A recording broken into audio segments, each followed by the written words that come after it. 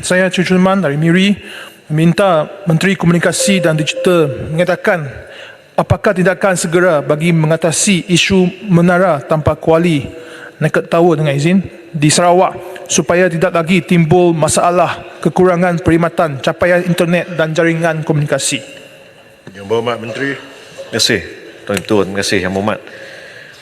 Tuan Ketua, isu berkenaan menara tanpa kuali atau menara yang tiada perkhidmatan 4G atau internet yang sekian lama dibangkitkan di negeri Sarawak telah akhirnya menemui jalan penyelesaian oleh Kerajaan Persekutuan melalui Suruhanjaya Komunikasi dan Multimedia Malaysia MCMC.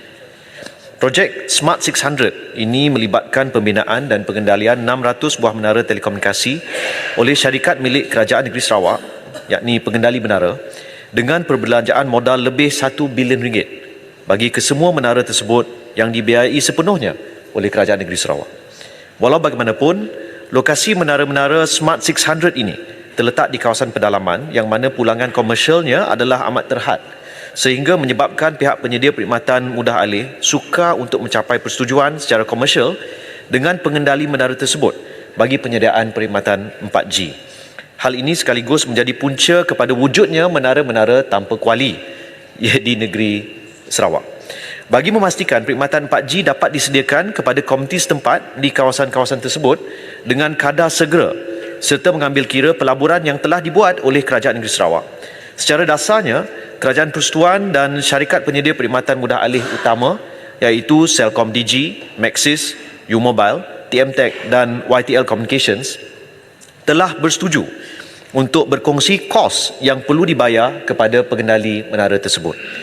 Untuk makluman, pembiayaan dari Kerajaan Persekutuan dan pihak syarikat penyedia perkhidmatan mudah alih melibatkan satu jumlah yang tidak melebihi RM207 juta, iaitu RM119.4 juta oleh Kerajaan Persekutuan melalui MCMC dan Kementerian Kewangan dan RM87.3 juta oleh syarikat-syarikat penyedia perkhidmatan mudah alih untuk menara-menara yang berkaitan bagi tempoh 3 tahun bermula 2024 sehingga 2026.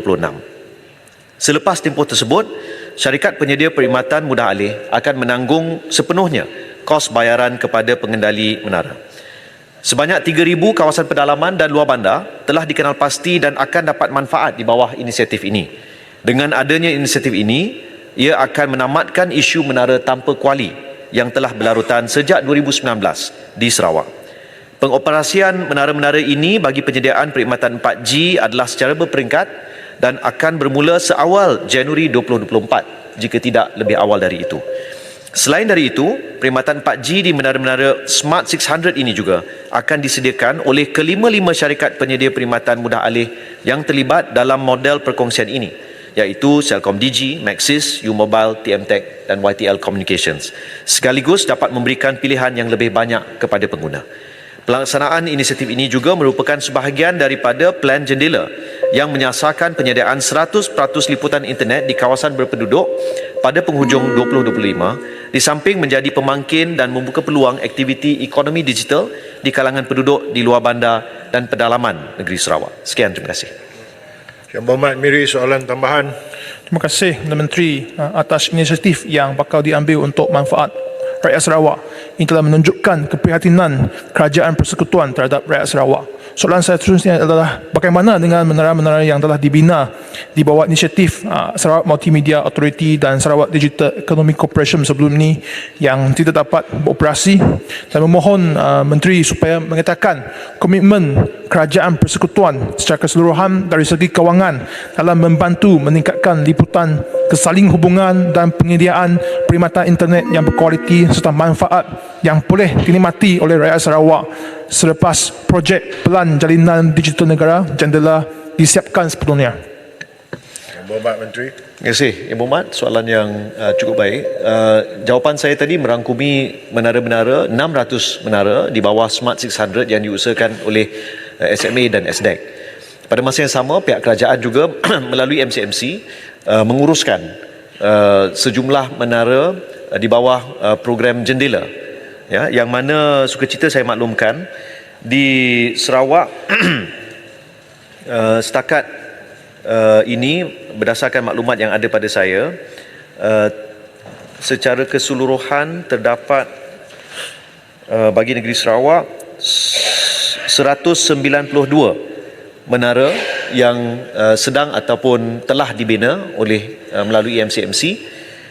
Dan sukacita saya maklumkan salah satu perkara yang kita lihat berlaku yang melewatkan pengoperasian bagi menara-menara ini ialah isu yang melibatkan kadang-kala isu tanah, isu bekalan elektrik.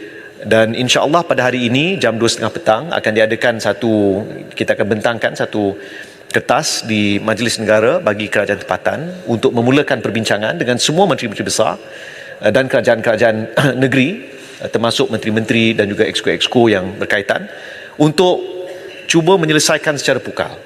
Sukacita saya juga ambil peluang ini untuk memaklumkan daripada semua menara terdapat 594 menara yang telah siap daripada 1661 menara di bawah program jendela di seluruh negara, bukan hanya di negeri Sarawak, yang mana terdapat 196 yang menunggu masa yang agak lama melalui pemasangan fiber.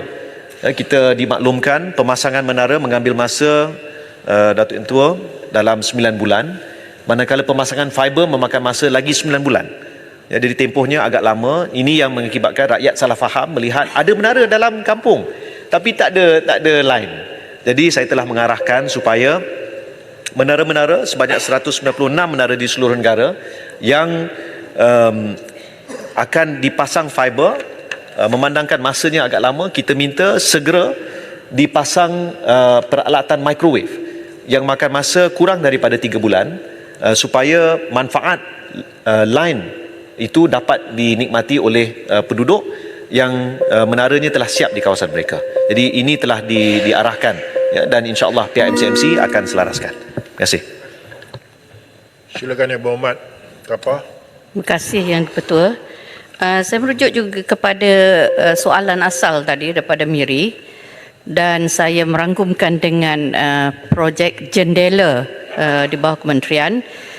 Jadi kalau dirangkumkan ini, berapa peratuskah capaian internet yang akan memberikan khidmat kepada semua yang diperlukan di Sarawak, terutama di sekolah-sekolah. Jadi saya nak tahulah berapa dia punya pencapaian terutama di sekolah. Yang Berhormat Menteri. Ya, terima kasih Datuk Yang Tua. Jadi secara dasarnya ikhtiar kita adalah seperti yang disebutkan tadi di bawah program jendela untuk memastikan 100% kawasan berpenduduk mendapat capaian internet menjelang 2025. Antara cabaran yang saya sebutkan tadi melibatkan sama ada menara-menara yang sebelum ini telah lama disiapkan tapi tidak on air dengan izin, ataupun masalah melibatkan isu tanah, isu bekalan elektrik. Jadi niat kita, objektif kita bagi bukan hanya negeri Sarawak tapi semua kawasan berpenduduk mendapat capaian internet 100% menjelang 2025. Ini sangat penting kerana penting saya jelaskan takrifan kawasan berpenduduk.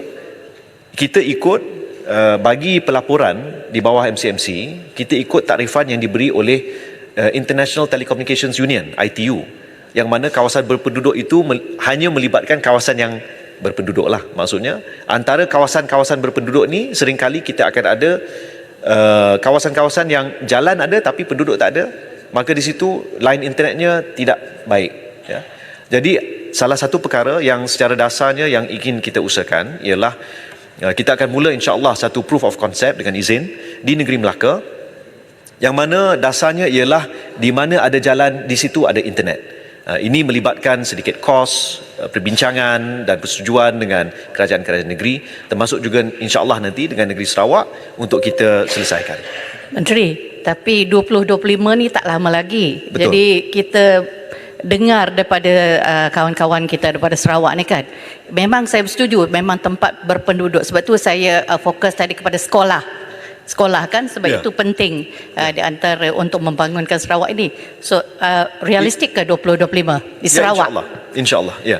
Jadi antara perkara yang kita akan usahakan selain daripada jendela di bawah MCMC, kita ada projek point of presence, iaitu yang diusahakan di bawah KKD. Ini melibatkan sekolah-sekolah di kawasan pedalaman, ya, dan ada jumlah yang sangat besar.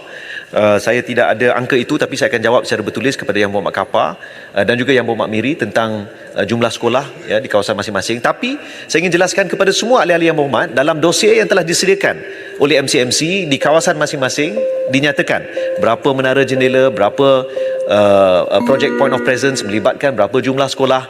Maklumat ini telah disediakan kepada Yang Berhormat dalam dossier yang disediakan oleh MCMC. Jika belum dapat lagi, saya telah minta untuk diberikan kepada ahli-ahli Yang Berhormat. Sekali dengan due date dia. Jerai-jerai. Ya, kita minta sebelum 2025 insya-Allah, ya. Terima kasih Yang Berhormat Menteri.